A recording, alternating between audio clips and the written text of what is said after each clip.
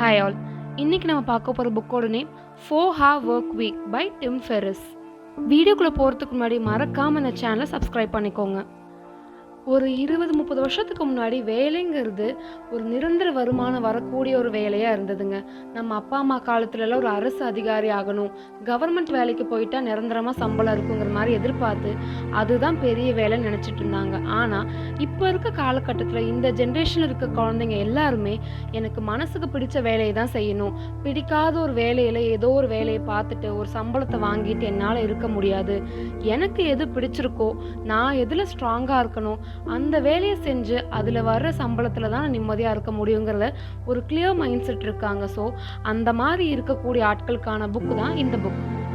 இதில் Tim Ferriss DEAL அப்படிங்கிற framework தான் இன்ட்ரடியூஸ் பண்ணியிருப்பாரு. D stands for define. நீங்கள் உங்களோட கோல் என்னங்கிறத டிஃபைன் பண்ணணும். உங்கள் வாழ்க்கையில் உங்களுக்கு என்ன தேவை? நீங்கள் பெரிய வீடு கட்டணுமா, இல்லை ஒரு பெரிய லக்ஸுரி கார் வாங்கணுமா, இல்லை எனக்கு இந்த சொத்தெல்லாம் நான் சேர்க்கணும், என்னோட குழந்தைய நான் பெரிய இடத்துல நான் காலேஜில் படிக்க வைக்கணும், அதுக்கு எனக்கு இவ்வளோ காசு தேவைப்படுது. உங்களோட கோல் என்னங்கிறத நீங்கள் டிசைட் பண்ணணும். அதுக்கு தேவையான இன்கம் உங்ககிட்ட இருக்கா, அது நீங்கள் இப்போ வேலை பார்க்குற சம்பளத்தில் கிடைக்குமான்னு நீங்கள் செக் பண்ணணும். அப்படி இல்லைன்னா அதுக்கு நீங்கள் நெக்ஸ்ட்டு செய்ய வேண்டிய ஸ்டெப்ஸ் என்னங்கிறதையுமே நீங்கள் டிஃபைன் பண்ணணுங்கிறது தான் இந்த ஃப்ரேம் ஒர்க்கில் சொல்லியிருக்காரு. அண்ட் ரெண்டாவது விஷயம் எலிமினேஷன். உங்கள் லைஃப்பில் தேவையில்லாத விஷயங்களை எலிமினேட் பண்ணணும்னு சொல்கிறாரு.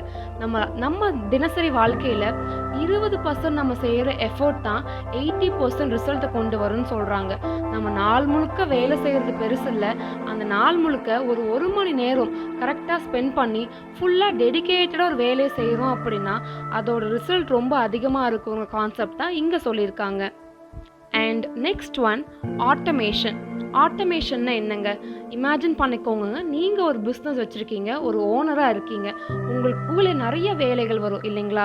நீங்கள் ஒரு டிஜிட்டல் மார்க்கெட்டிங் ஏஜென்சி வச்சுருக்கலாம், அது கீழே கான்டென்ட் ரைட்டர் தேவைப்படும், காப்பி ரைட்டர் தேவைப்படும், கிராஃபிக் டிசைனர் தேவைப்படுவாங்க, யூடியூபர், எடிட்டர், நிறைய பேர் தேவைப்படுவாங்க இல்லைங்களா?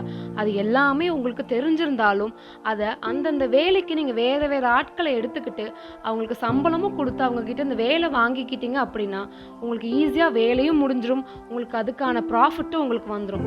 அந்த இடத்துல நீங்கள் இருக்கணும்னு அவசியம் இல்லை.